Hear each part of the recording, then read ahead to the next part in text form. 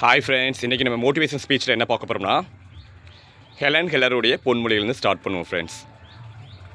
வாழ்க்கையில் ஒன்று போனால் மற்றொன்று வரும், அந்த நம்பிக்கை இருந்தால் வாழ்க்கை வெறுமை ஆகாது. வாழ்க்கையில் ஒன்று போனால் இன்னொன்று வந்துகிட்டே தான் இருக்கும்.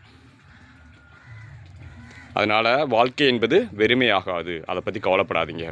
இப்போ நம்ம ஸ்கூலில் படிக்கும்போது நம்ம நல்ல நண்பர்களை மிஸ் பண்ணுவோம். காலேஜ் போனால் நல்ல நண்பர்கள் கிடைப்பாங்க. அதே மாதிரி நம்ம வாழ்க்கை ஒன்று இழந்தாலும் இன்னொன்று நமக்கு வந்துட்டே தான் இருக்கும். ஸோ வாழ்க்கை என்பது வெறுமையாகாது. மகிழ்ச்சியான வாழ்க்கை என்பது தடைகளற்ற வாழ்க்கை அல்ல. தடைகளை நம்ம வெற்றி கொண்டு வாழும் வாழ்க்கை தான் அது மகிழ்ச்சியான வாழ்க்கை. யார் சொல்கிறா? Helen Keller. ஸோ அவங்களாம் என் குறைகள் இருந்தாலும் அந்த குறைகளை நிறைகளாக மாற்றி வெற்றி பெற்றாங்க. எல்லோரும் நம்ம நினைக்கிறது என்ன? மகிழ்ச்சியான வாழ்க்கைன்னா எந்த தடையும் இருக்கவே கூடாது நம்ம வாழ்க்கையில். நம்ம மகிழ்ச்சியான வாழ்க்கைன்னா அதான் அப்படி தான் நினைக்கிறோம். ஆனால் எவ்வளவு தடைகள் வந்தாலும் நம்ம தடைகளை வெற்றி கொண்டு வாழும் வாழ்க்கை தான் அது ஒரு மகிழ்ச்சியான வாழ்க்கையாக இருக்க முடியும். அதே மாதிரி குறைகளை நிறைகளாக மாற்றணும். ஏற்கனவே ஒரு சின்ன ஸ்டோரி சொல்லியிருக்கேன். ஒரு சிறுவனுக்கு ஒரு ஆக்சிடெண்ட்டில் அவனுக்கு இடது கை உடஞ்சி போச்சு. இடது கை போயிடுச்சு. ஆனால் அவனுக்கு ஜூடோ கற்றுக்கணும். தற்காப்பு கலைகளை ஒன்று ஜூடோ கற்றுக்கிற ரொம்ப நாள் இன்ட்ரெஸ்ட்டாக இருந்தான். ஜூடோ எப்படியாச்சும் கற்றுக்கணும். ஒரு குரு அவனுக்கு ஜூடோ கற்றுக் கொடுத்தாரு. அவர் ஒரே ஒரு குத்து தான் கற்றுக் கொடுக்குறாரு. ஜூடோவில் ஒரே ஒரு குத்தை மட்டும் தான் அவனுக்கு கற்றுக் கொடுக்குறாரு. அதை மட்டும்தான் ஒரு 4-5 மாதமாக ப்ராக்டிஸ் பண்ணிகிட்டே இருக்கான். அவனுக்கே எரிச்சலாகி ஒரு நாள் குருகிட்ட போய்க்கிறான். குருவே, எனக்கு ஒரே ஒரு குத்து மட்டும் தான் கற்றுக் கொடுத்துருக்கீங்க, அது மட்டும் போதுமா அப்படின்னு கேட்குறான். அந்த குரு சொல்கிறாரு, போதும் போதும், இது மட்டும் உனக்கு போதும், இதை மட்டும் நல்லா நீ டெய்லி ப்ராக்டிஸ் பண்ணு அப்படின்னு சொல்கிறார்.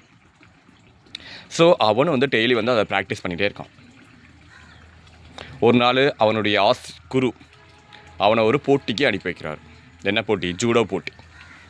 ஜூடோவுக்கு அவன் போட்டிக்கு போகிறான். அவனும் அங்குள்ள பார்வையாளர்கள் எல்லாரும் இவனை பார்த்து கிண்டல் பண்ணுறாங்க, கேலி பண்ணுறாங்க, கைதட்டி சிரிக்கிறாங்க.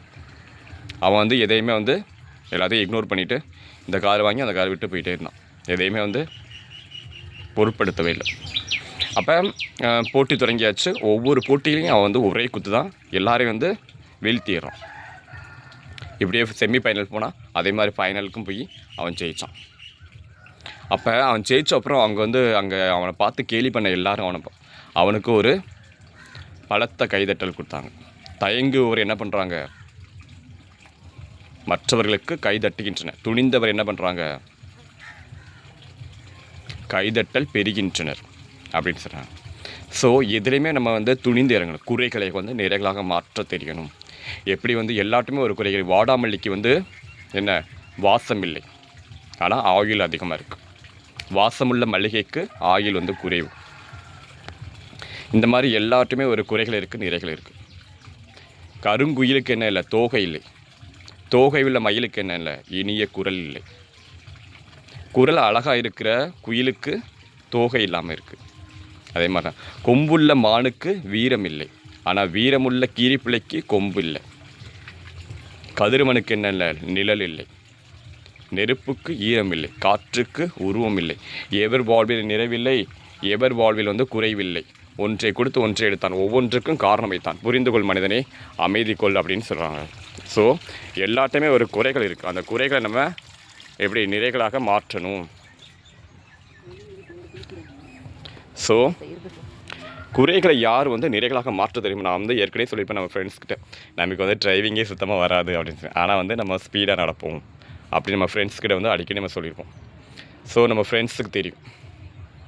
ஸோ அந்த எல்லாருமே நம்ம எல்லாத்துக்குமே ஒரு சின்ன குறை இருக்குது. அந்த குறைகளை நம்ம நிறைகளாக மாற்ற தெரிந்தவர்களை தான் வெற்றியாளர்கள் வருவாங்க.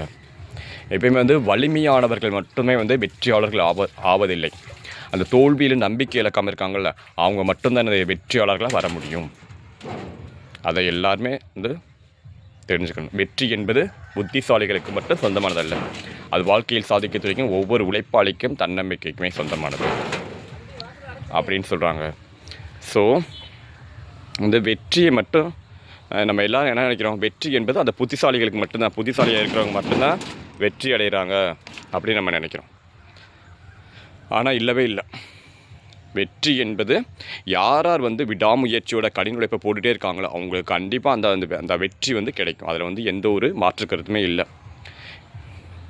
எல்லாருக்குள்ளேயும் ஒரு திறமை இருக்கும். கற்றது கைமணளவு, கல்லாது உலகளவு, உற்ற களமடந்தை ஓதுகிறாள், மெத்த விரும்பந்த தயம் கூற வேண்டாம் புலவேர் எறும்புந்தன் கையால் என்சான் அப்படின்னு யார் சொல்கிறா? ஔவையார் சொல்கிறாங்க. அப்போ கல்விக்கு அதிபதியான சரஸ்வதி தேவியை இன்னும் வந்து புக்கை வச்சு படிச்சுட்டே இருக்காங்க. அப்போ நம்மலாம் வந்து எல்லாமே நமக்கு தெரியும் அப்படின்னு நம்ம வந்து அகங்காரம் செருக்கோட இருக்கக்கூடாது. அடக்கம் அமருள் உயிக்கும், அடங்காமை ஆறிருள் உயிர்த்து விடும் அப்படின்னு சொல்லியிருக்காங்க திருவள்ளுவர். அப்போ என்னமே நம்ம வந்து என்ன ஒரு பதவி பணம் வந்தாலும் நம்ம எப்படி மற்றவர்களிடம் மரியாதையுடன் பணிவுடனும் நடந்து கொள்ள வேண்டும். ஆபிரகாம் லிங்கன் அதை தான் சொல்வார்.